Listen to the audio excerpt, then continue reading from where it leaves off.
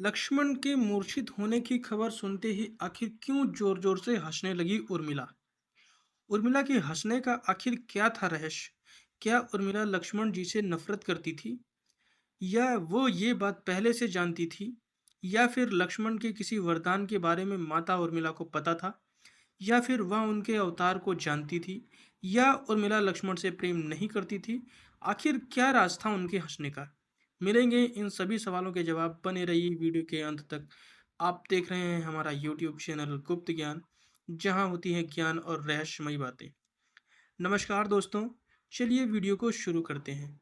जैसा कि हम सभी जानते हैं कि रामायण काल में भगवान श्री राम को 14 वर्ष का वनवास तो हुआ था। उनकी पत्नी माता सीता ने सहज ही वनवास को जाने के लिए स्वीकार कर लिया था।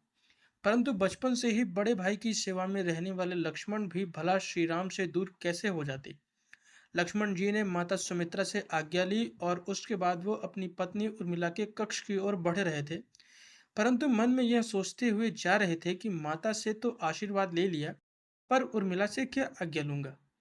मैं कैसे उसे समझाऊंगा, मैं उससे क्या कहूंगा। यदि बिना बताए जाऊंगा तो वो रो रो कर अपने प्राण त्याग देगी, और यदि बताया तो साथ जाने की जिद करेगी और कहेगी कि माता सीता भी तो अपने पति के साथ जा रही हैं, तो मैं क्यों नहीं जा सकती। यही सोच विचार करके लक्ष्मण जी जैसे ही अपने पत्नी के कक्ष की ओर पहुंचे, तो उन्होंने देखा कि उनकी पत्नी उर्मिला जी आरती की थाल लेकर बाहर उनका इंतजार कर रही थी।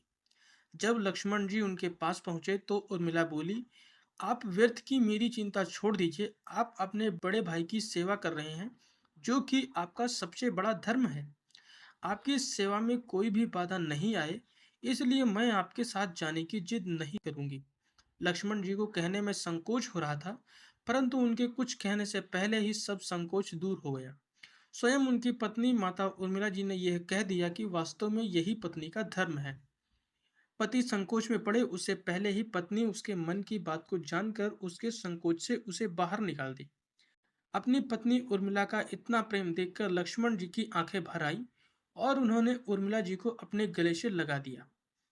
इसी के साथ वहां पर उर्मिला जी ने एक दीपक जलाया और विनती की कि मेरे नाथ के सांसों को कभी भी बुझने मत देना। लक्ष्मण जी वहां से चले गए। परंतु 14 वर्षों तक उर्मिला एक तपस्वी की तरह कठोर तप कर रही थी, और वो कठोर तप था, क्यों नहीं आई नींद। अब आप बोलेंगे कि यह कैसे संभव है। दरअसल वनवास के समय लक्ष्मण जी हमेशा अपने भाई श्री राम और माता सीता की सेवा में लगे रहते थे। इसके लिए लक्ष्मण जी ने नींद की देवी यानी निद्रा देवी से वरदान मांगा कि पूरे वनवास के 14 वर्षों तक उन्हें नींद न आए, ताकि वो सुबह दोपहर रात हर समय अपने भैया और साथ ही माता सीता की सेवा कर सकें और उन्हें बुरे खतरों से बचा सकें। नींद की देवी ने लक्ष्मण जी की सेवा भाव से प्रसन्न होकर उन्हें वरदान तो दे दिया, लेकिन एक शर्त भी रखी कि लक्ष्मण जी के बदले उनके किसी चाहने वाले को 14 वर्ष तक सोना होगा। कहते हैं कि यह कार्यभार स्वयं उनकी पत्नी उर्मिला ने संभाला था। 14 वर्षों तक उर्मिला सोती रही। उन्हीं की बदौलत कभी भी लक्ष्मण जी सोए नहीं।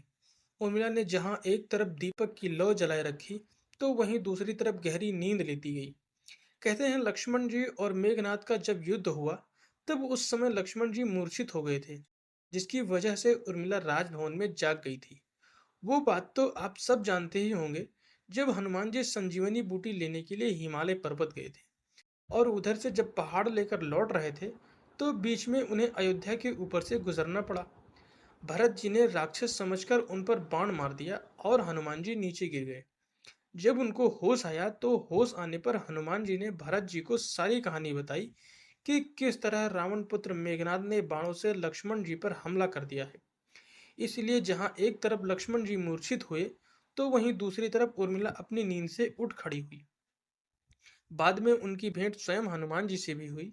लेकिन एक तरफ जहां माता कौशल्या ने यह सब सुना, तो उन्होंने कहा, हनुमान, राम से कहना लक्ष्मण के बिना अयोध्या में पैर भी मत रखना।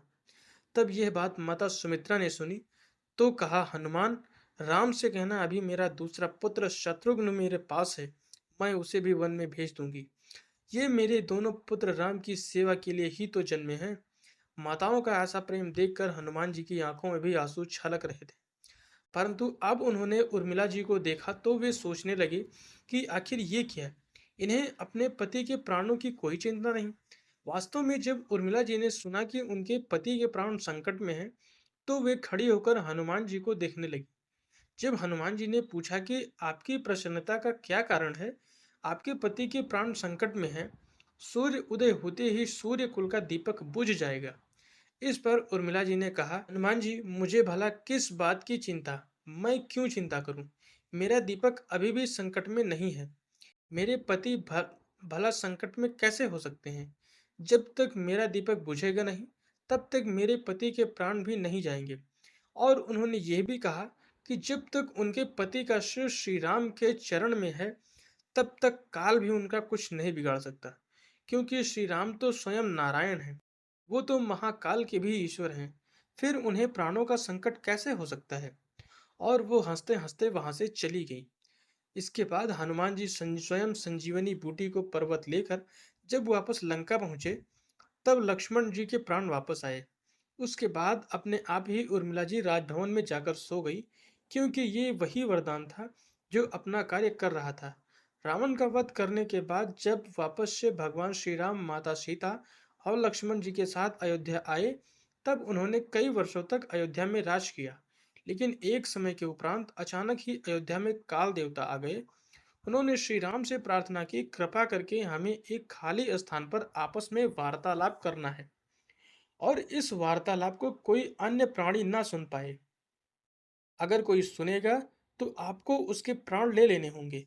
ऐसे में श्री राम और काल देवता आपस में वार्तालाप करने लगे। उन्होंने बाहर पहरेदार के लिए लक्ष्मण को खड़ा कर दिया। तभी उस समय वहां पर दुर्वासा ऋषि आ गए, और वो भगवान श्री राम से तत्काल मिलना चाहते थे। लक्ष्मण जी ने उन्हें जाने से मना कर दिया और उन्हें द्वार पर ही रोक दिया।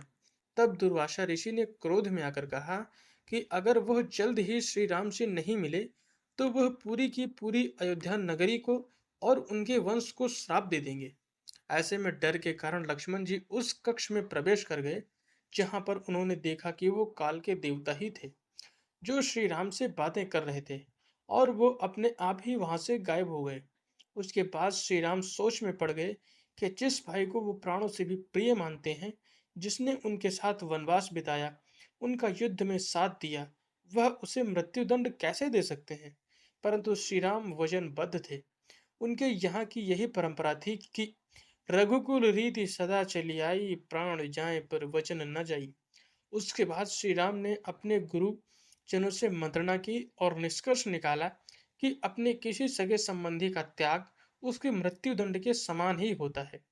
उसके बाद भगवान श्री राम ने ना चाहते हुए अपने भाई यानी लक्ष्मण जी को राज्य से निष्कासित करना पड़ा, और राज्य से निष्कासित करके ही लक्ष्मण जी ने अपना देह त्याग दिया। ऐसे में लक्ष्मण जी ने जल्द ही राज्य को छोड़कर अपना देह त्याग दिया। जब यह बात उर्मिला जी को पता चली, तब वो भी जोर जोर से हंसने लगी और हंसते हुए बोली, मेरे पति ने सदैव धर्म का पालन किया है। अपने भगवान श्री राम का हमेशा ही उन्होंने पूजन किया है, उनकी सेवा की, माता सीता की भी सेवा की, और आज अयोध्या वासियों को और हमारे वंश को बचाने के लिए उन्होंने अपने ऊपर एक सबसे बड़ा दोष ग्रहण किया और अपना देह त्याग दिया। ये तो मेरे पति ने धर्म का ही तो पालन किया है। वो जोर जोर से हंसते हंसते उर्मिला जी ने भी अपने प्राण त्याग दिए। दोस्तों, आपको कमेंट बॉक्स में हमें अपनी राय जरूर बताएं।